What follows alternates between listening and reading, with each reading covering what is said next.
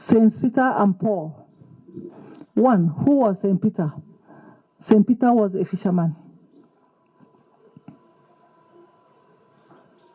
His original name was not Peter. His original name was Simon.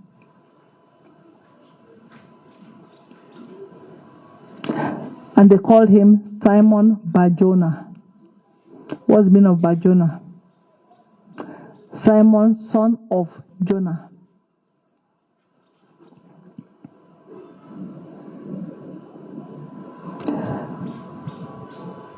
He was uneducated. I wouldn't like to say he was uneducated. I would like to say he was illiterate. That means he did not go to school. He went to school of fishing. He did not go to school to make himself a scientist or one of those scholars.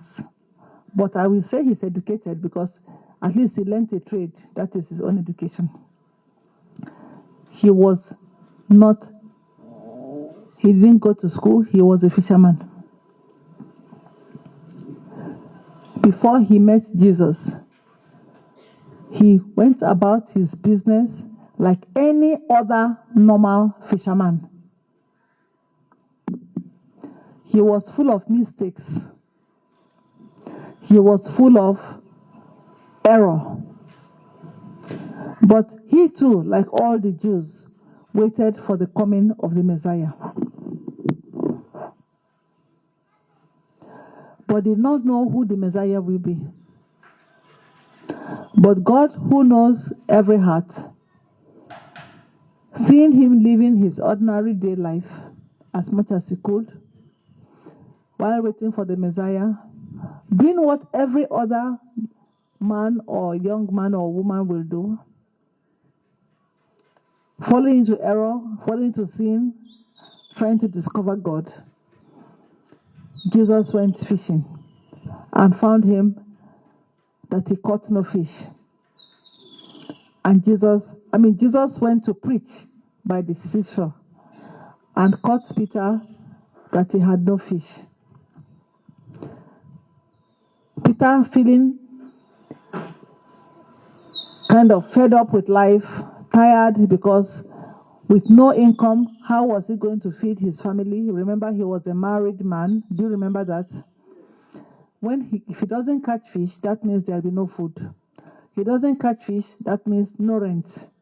Doesn't catch fish, that means he couldn't pay his tax. And in his time, the Roman officials were very particular about the Jews paying their tax. In fact, they were like Shylock. Shylock in the sense that they must make sure that every citizen paid heavy tax, or else they will eject you from your house. So for Peter, his fishing was all he had for a living, which means that in the absence of catching fish, no food, no rent, no tax. And he may be thrown into prison for not paying his tax by Roman officials. That was why when he couldn't catch fish that day, it was like he had lost every hope. Jesus met Peter in his hopeless condition and gave him hope, telling him to cast his net on the right side after Jesus had used Peter's boat. Peter doubted because he was a proficient fisherman, but decided to obey. His obedience yielded profit. He cast the net to the right side. He caught so much fish, he couldn't believe it. A condition he knew would have ordinarily been impossible. That was the conversion of Peter. That episode and encounter with Jesus led to total conversion, and Peter got to know that this man is not an ordinary man. And from there on, Peter's faith in Christ was unchangeable. He repented of his former life when he fell to the ground and said, "Be gone from me, for I am a sinful man." That is a way of saying, I renounce all my sins. I acknowledge I am a sinner, but I don't deserve to be with you. And Jesus now said, come. From now on, you will be catching men. That became the point of conversion for Peter. And Peter followed the Lord. The only occasion where we know that Peter denied the Lord was on Good Friday. And that was more out of fear than out of disbelief. That was why Jesus forgave him again. Jesus could see it was not that he didn't believe, but that Peter was afraid. When you see death in front of you, who among us can tell what your reaction will be? So let us not judge Peter too harshly. Let us forgive him and understand his situation. This is the man that Jesus said, I give you the keys of heaven. Whatever you bind on earth is bound in heaven.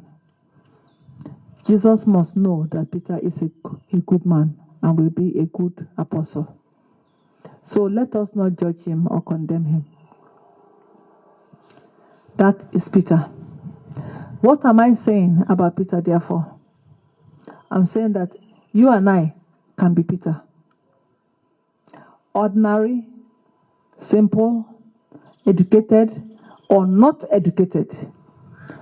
You don't have to be somebody with doctorate or literate. You don't have to be good. You don't have to have gone to school in order to become the head of a group of disciples.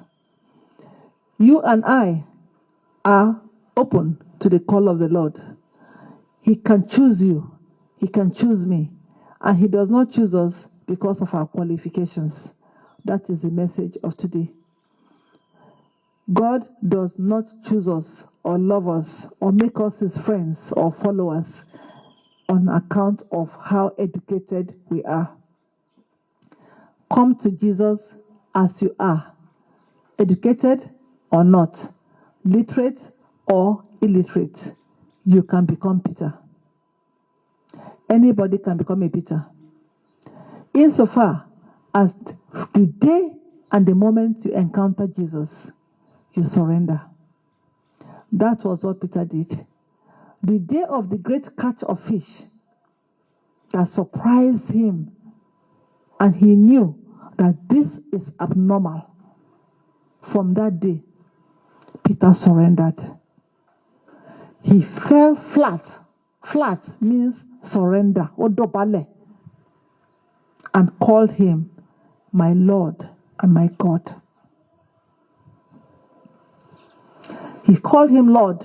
Somebody he did not know said, be gone from me, Lord. I am a sinful man. To call somebody your Lord, you have acknowledged supremacy and authority over you. And Jesus now said, come. In coming, Jesus gave him power.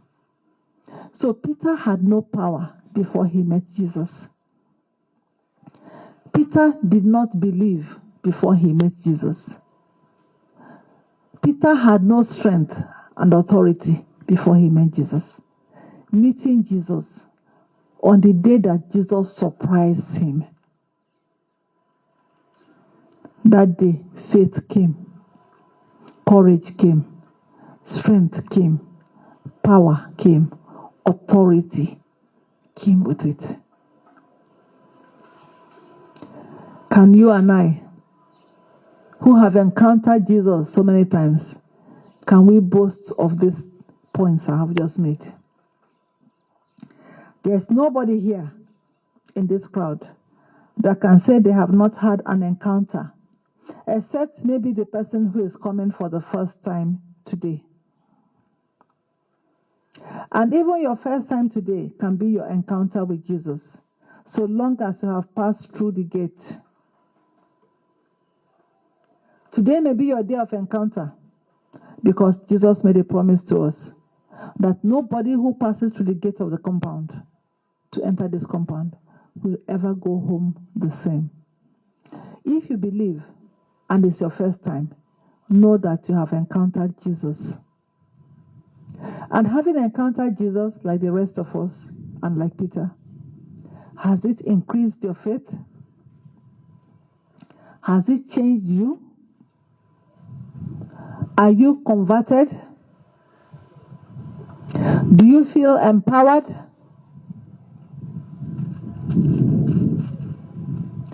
Finally, will you, like Peter, follow him until death? That is the main issue. Many of us have had an encounter like Peter. Peter followed until death. Even when he denied the Lord, he still came back. He went back, jumped into the water to meet Jesus at the lake of Tiberias. So he followed to the end. And the end was not a palatable end. Peter was killed. They turned him upside down on a cross. His head down, his leg up. That was how he died, following Jesus. From that day that he caught the fish till his dying day, he never looked back. Even when following Christ became difficult, he continued to follow. It became difficult when Jesus was facing persecution. And the apostles also knew that if they are persecuting the master, they too will have to suffer. Peter did not stop following.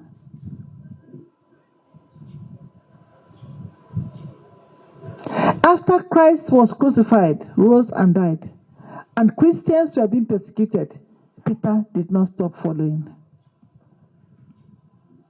After they arrested Peter and put him in prison, and he came out, if you are the one, you will say, Allah, let me go and hide. Peter went straight away and began to proclaim in the synagogue.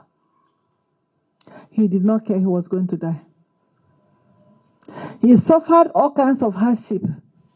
He continued to follow.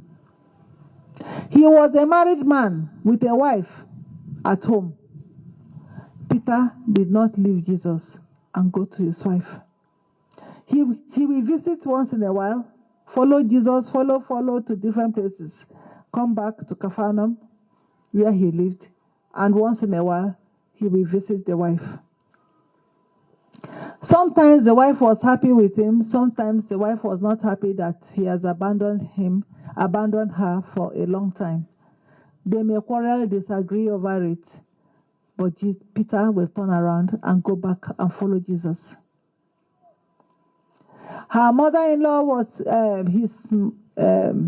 his mother-in-law was sick, and the wife was alone, caring for the mother-in-law, looking after home affairs. Peter came with Jesus. Jesus healed her. After healing her, they ate. The woman gave them food, and Peter turned around and went again with Jesus. He did not say, let me stay with my wife. How many of you can be Peter?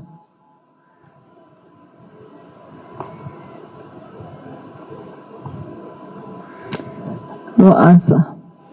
So that means nobody. Yes. And truly, that's true. Nobody. Sometimes we underestimate what Peter did. We take it for granted. It was not easy to be a married man and a strong follower of Jesus. So the case of Peter challenges not so much the consecrated virgins. The case of Peter is a challenge to the married men and women.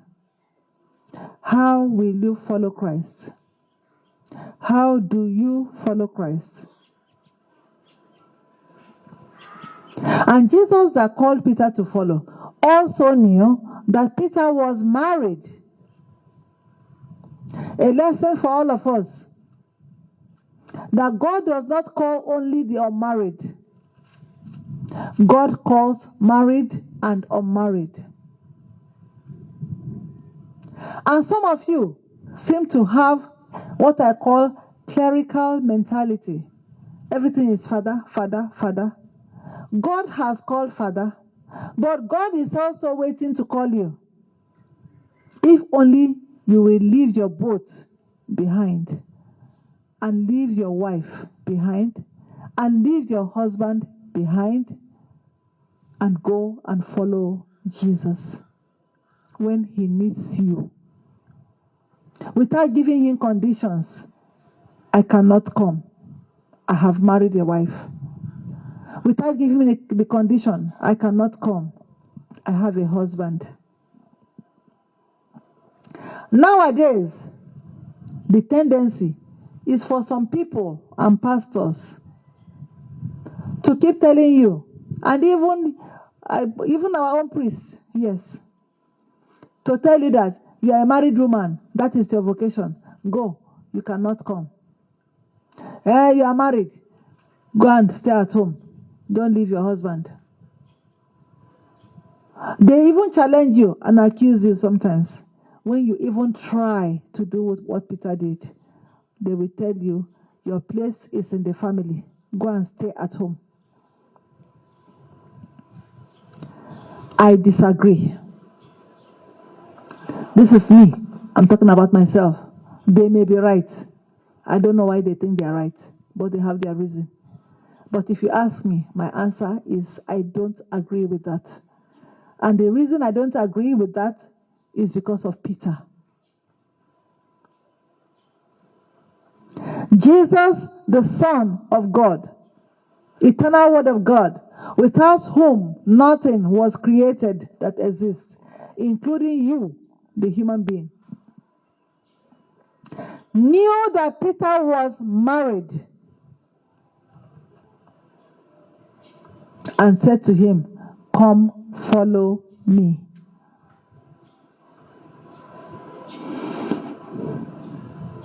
He knew Peter was married, and he told him, "Henceforth you will be catching men." He knew Peter was married and has to earn a living to pay rent and tax. And Jesus said, "Come, follow me." Jesus was not being inconsiderate, and he was not being thoughtless. When he called a married man who should be the breadwinner to come and follow him. And following Jesus meant days and weeks of being away from home for Peter.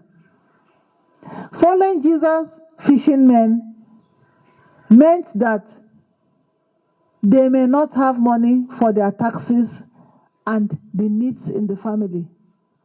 And yet Jesus said, "Come, follow me."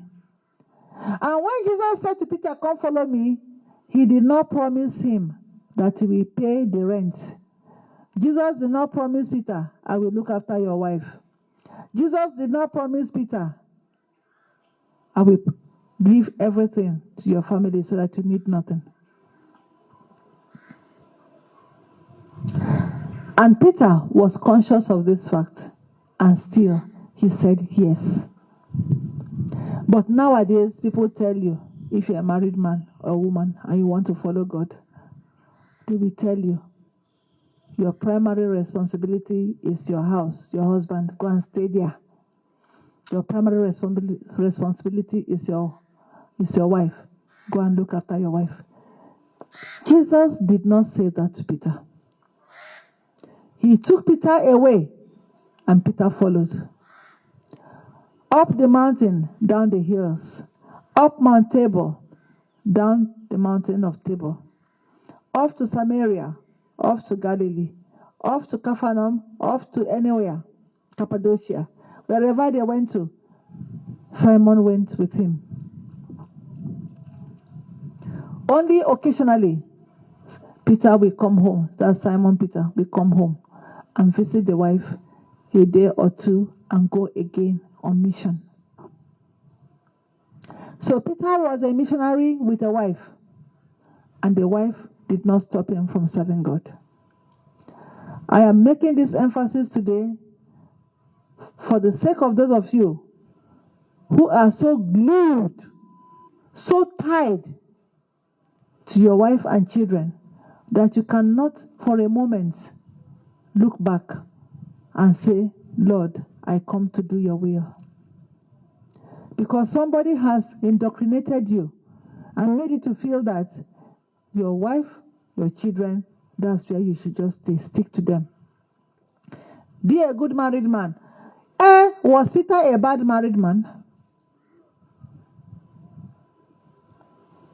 If he was a bad married man, the church today will not call him Saint Peter. Because nobody who was bad or did not perform his assignment like God will want can be a saint.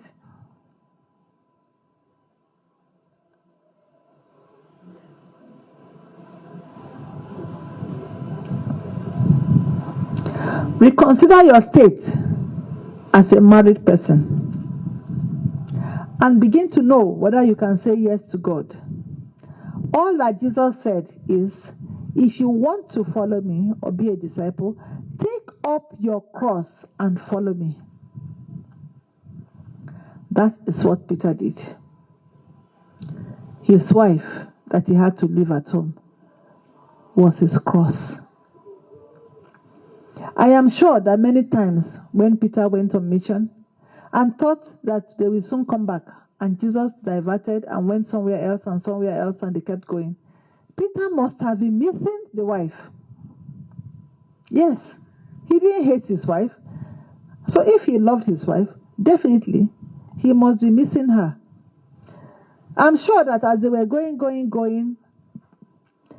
there were times that Peter had to think, oh, my wife will be wondering when I will come home. He might even be wondering, what will she eat? I've not been at home to find out. And I'm no longer fishing, which was the food we ate before. What is my wife eating? Sometimes it may have been on Peter's mind. But those worries and anxieties on Peter's mind about the wife, that was part of his cross. And that is why Jesus said, you have to take your cross and follow me. You don't follow me when there is no worry on your mind only. Even when you are worried about home affairs, finances, continue to follow. And so Peter became a saint. And interesting, second point, another point, interesting to me, that when Jesus was deciding who will take the leadership, he did not decide to give it to the one that has no distraction of wife. He could have given it to James and John, the sons of Zebedee, or to the others who were unmarried, telling himself that they can look after the work better. He chose the married man. In other words, thereby adding to his responsibility and making the responsibility heavier. Making it heavier. Because by the time he now became head of the church after Christ left, you will now ask, with that amount of work, the family he couldn't look after before, they are now even to be more abandoned. Because the work of ruling the other younger apostles and all the others was not a joke. And the task of facing administrative work, responsibilities, the spread of the gospel, and the reorganization and reformation of the new Christian community was not easy.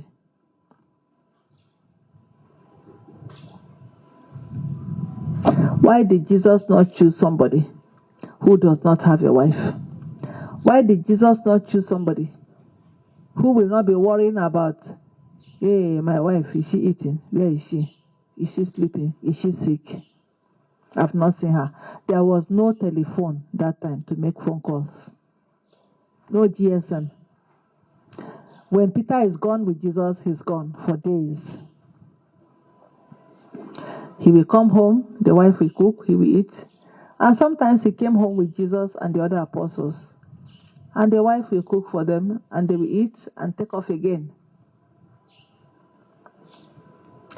And we thank the wife too, who did not decide to pack her load and run away. and say, which kind of husband I marry? Others have husband. They are fishing. They are pressing wine or olive and bringing money. When they are sick, their husband is there. Which kind won't be my own? He will not bring money for food. He will not stay by me. He will not be companion. He will not be friend. Nobody to talk to. When I'm sick, his neighbors that look after me. The wife did not run away. I'm sure if we should check history, who knows? Maybe the wife also became a saint.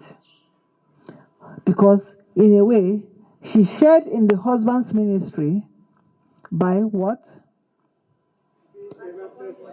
By? Yes. So we can say that she too was a saint, even though I don't know. It's not in the Bible. But she must have become a saint for persevering and accepting his new mission for the sake of the kingdom and carrying the cross quietly when he's not at home. May God give you and I the grace to be Peter within whatever frame of previous responsibility which other people will use to say no. Let us not say no. I'm addressing this matter of Peter today strictly to the married ones among us.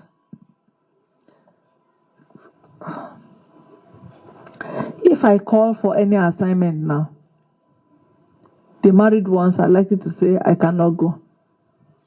And even if they want to go and they tell one priest or parish priest, the parish priest will say, are you mad? That sister wants to break your house. She wants to break your home. Does she not know you are married? Your family. Stay with your family. Look after your husband. Or if it's a man, better look after your wife. Where are you going?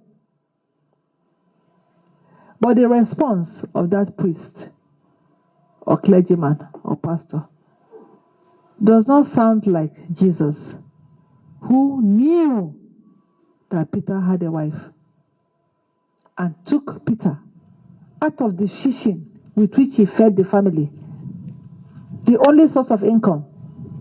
He took Peter out and said, follow me. Follow me. You will no longer be catching fish. You will be catching men. And did not tell him, when you follow me and be catching men, I will be giving you stipend to feed your wife. Did Jesus say so? What lesson are you learning there? All ye married men and women. What lesson is there for you in the life of Peter? Simon Peter.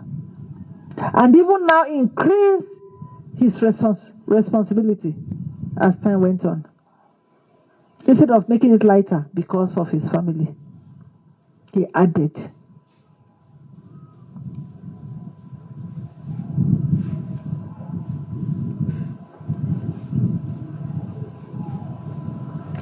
And following Jesus was not as easy as some of us imagine it is. Following Christ, the Son of God, when he began his public ministry, was one of the most difficult things anybody would do. Why do I say so? Jesus was a mobile preacher. Jesus had no house. Jesus had no work. That is to say, he had no money, no bank account. So he paid none of his followers any salary or stipend. Jesus was a nomadic, he lived a nomadic life. Anywhere night met him, he stopped. Sometimes they must have had to stay in the house of strangers, like in Samaria, where they spent 3 days. Sometimes they stopped over in the house of Lazarus and Mary.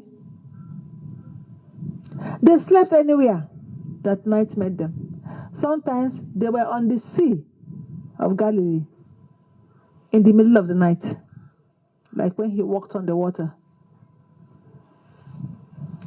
So it meant that the life of the followers was very unpredictable. To follow Jesus meant that they could never tell when they will go and when they will come. Look at us talking about the worker we want to employ. What are the working hours? What did we say? What did we say? 8 to 4, 8 to 5, 8 to 4. If you are following Jesus, like Peter, your working hours is not 8 to 4. Hello? Your working hour is not 8 to 6. What's your working hour? Answer. What's your working hour? I can't say 24 hours. If you ask me, if I will tell you the truth, all I can say is that the working hours are unpredictable. Simple. Unpredictable.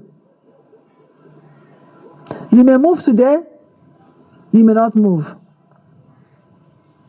You may go early today, you may go late. You may come back early, you may not come back early. Imagine that kind of a lifestyle. That was what Peter, a married man, agreed to do. And he did so faithfully till the end. They may wake up tomorrow morning and Jesus just says, we are leaving for Samaria. And the apostle will say, Samaria, that area is dangerous. So he says, we are going there. That's where we are going. Finish. All of them carry their bag, follow, go. Peter with a wife says, goodbye, I'm coming, we are traveling. And she goes, without previous notice. Maybe the wife had said they are going to a wedding or something the next week. And Peter comes and just says, the master says we are leaving for Samaria. When are you coming? The wife will ask, when are you coming back? Peter will say, it depends on the master. Finish. That's the end of the wedding feast they want to attend. That may be the end of the family meeting or whatever she had on her mind. Hello?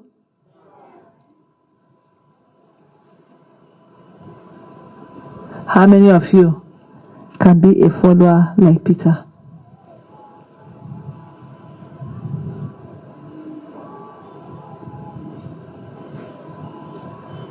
Wachuku, you are raising your hand because you are widowed. Your husband is dead. If your husband were to be alive, can you follow like Peter? Many of you cannot be Peter.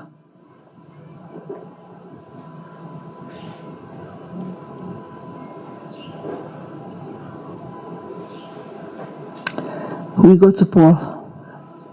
Paul was a Pharisee.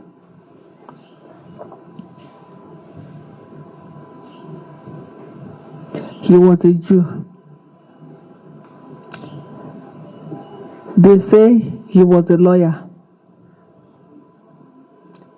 We don't know whether it was the Jewish law or national law, but he calls himself a lawyer.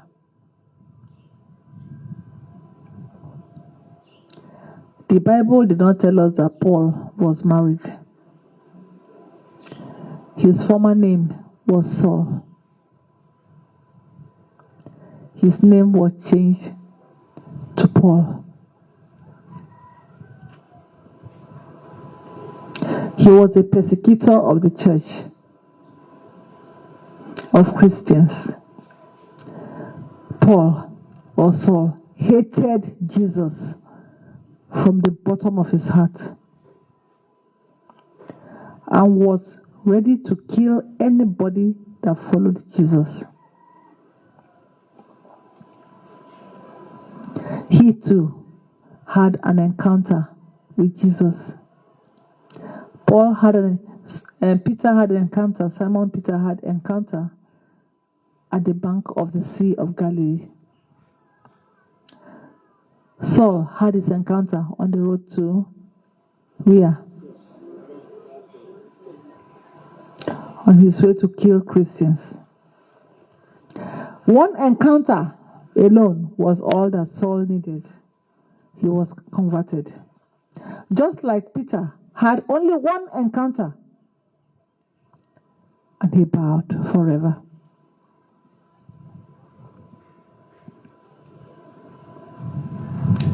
PLD members, how many encounters have you had with Jesus? One? Hello? If you've had any encounter, one only with Jesus, since you began to come here, or even before, please raise your hand.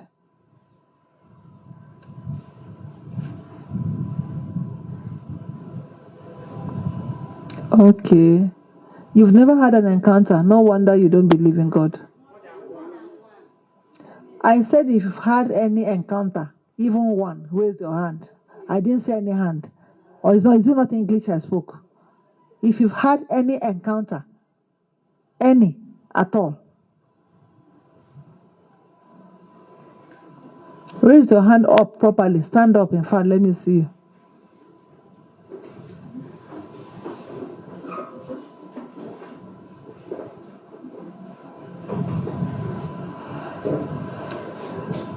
If you've had even one single, I'm asking for even one. I'm not asking for 2, 10. If you've had one encounter that shocked you, surprised you, shook you, even one only, stand up.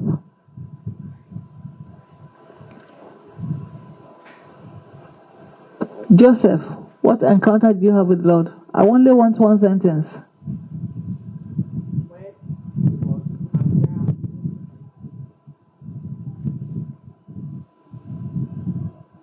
The face of Jesus in the Holy Eucharist. Good. You saw him. You saw his face. Next person, quick. I saw him in the Blessed Sacrament. Next person. I saw him in the Blessed Sacrament. Divine mercy of Jesus in this compound and the glory of God. Praise the Lord. Next. I saw him in Yemetu, from up, reach down. Next. I saw him in Blessed Sacrament in the chapel.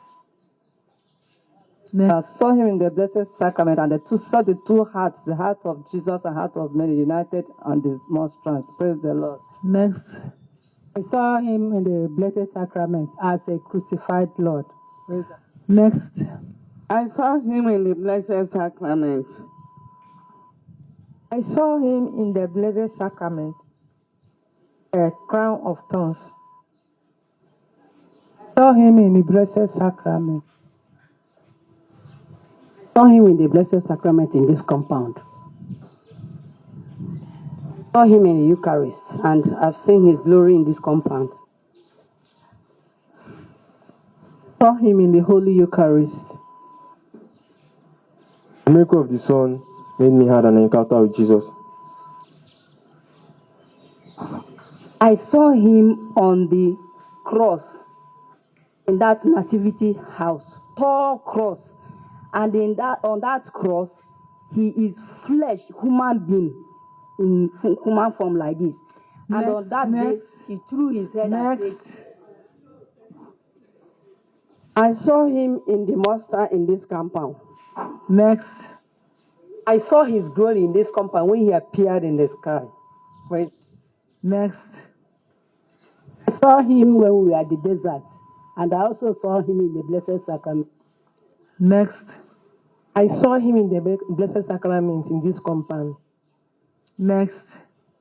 I saw him in the Blessed Sacrament in this compound. Next.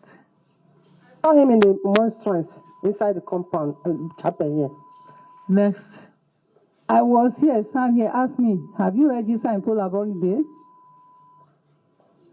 Next. I saw him in the Blessed Sacrament in this compound. Next. Saw him in my room. Next.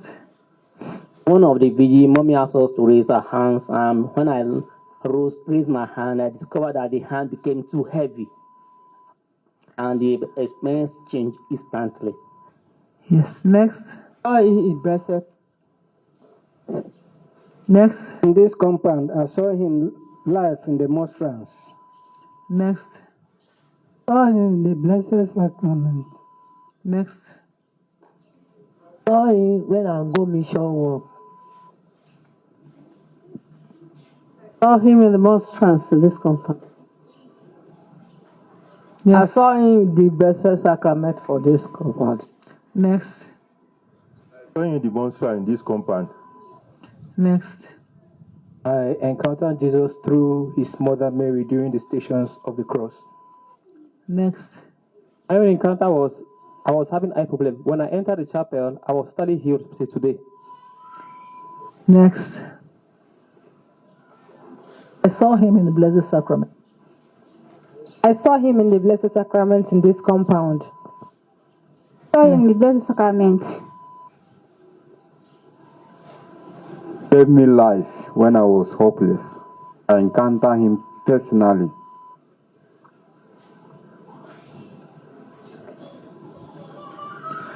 So, we have all had an encounter. Personal, direct, face to face with Jesus. Have you dropped your fishing boat, your normal occupation? Have you fallen flat on the ground? Have you said, "Depart from me, I am a sinful man"? Has he called you and said, "Now, follow me"? And are you following until death?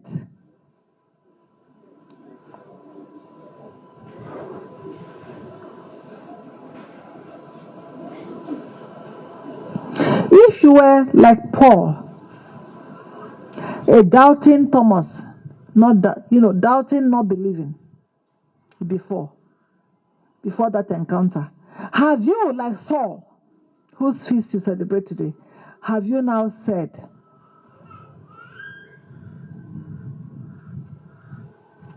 "Lord,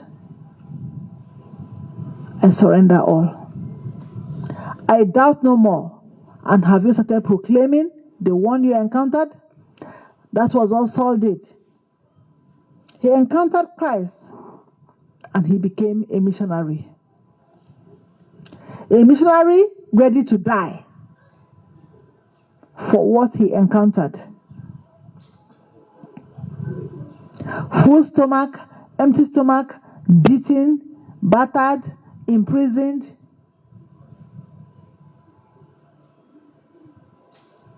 Shipwreck. Forget everything in the world. Forget your occupation. Forget your certificate. Forget your parentage. Just because of one encounter. Saul had only one encounter. Saul had only one encounter.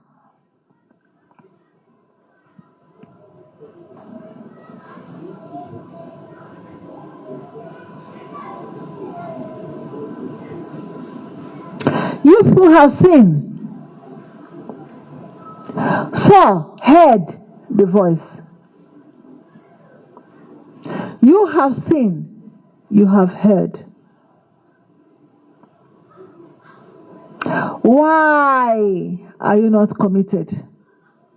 Why have you not dropped everything to follow him? Why are you still despondent? Why do you still despair? Why are there still questions on your mind?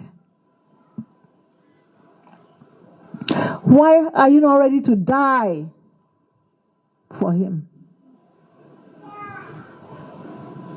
Why are you not prepared to drop everything and go after this man? Saul met Jesus once. Once. And he never forgot. And he never looked back. Peter encountered Jesus once with fish. No, he did fish. And that was it enough to make him forget his wife. And only go home once in a while.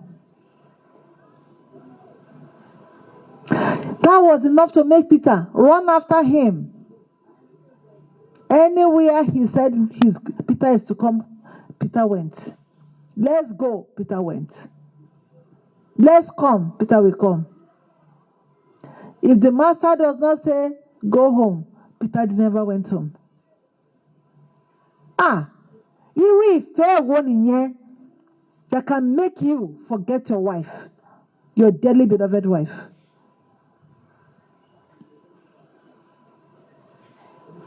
Eerie fair one in here that can make you give up your occupation,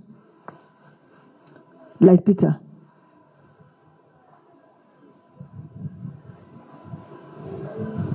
What kind of love is it, an encounter, can make you forget that you were a lawyer, a reputable Pharisee, and leave your country and just be going to tell others about this man? What kind of love is it, an encounter so powerful that you are prepared to be beaten by a snake, flogged, imprisoned, penniless, jobless, shipwreck, get up, continue? What kind of encounter is it that these people had that you can say is stronger than your own? You who saw Jesus with your two naked eyes, what he does not show to anybody else in other places.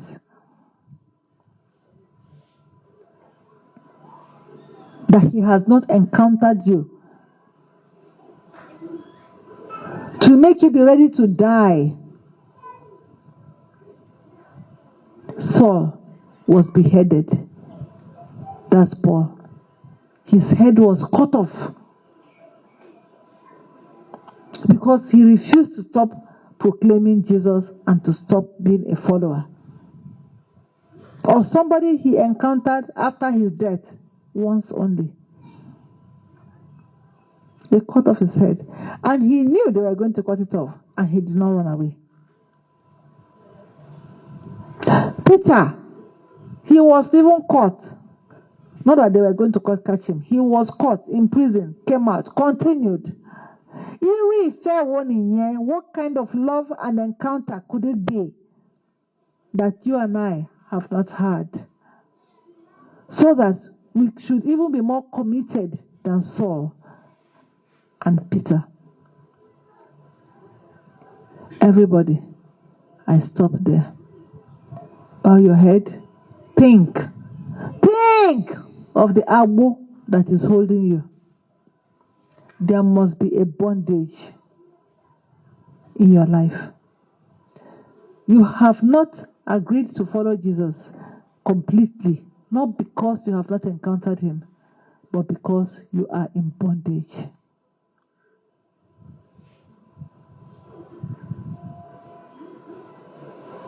After all, Simon, Peter, and Saul the Paul were human beings like you and I, with one head, two legs, and no more.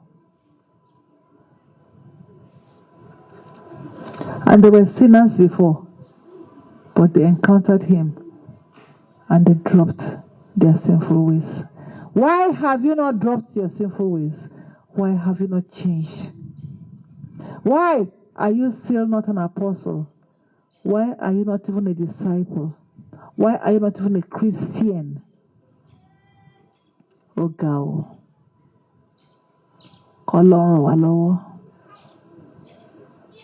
Think about it.